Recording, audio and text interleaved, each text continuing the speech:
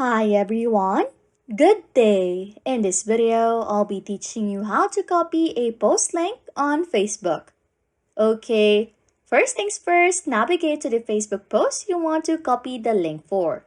It could be your own post or someone else's. Once you have found the post, you are then ready to proceed. On mobile devices, tap on the post to open it.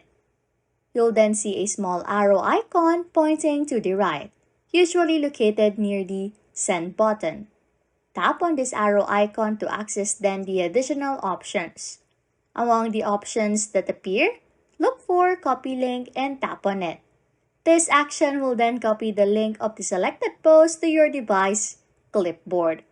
After that, you can then send the post link if you must. Anyways, if you like content like this, don't forget to subscribe to this channel or comment down below any tutorials you want us to make, so we can help you.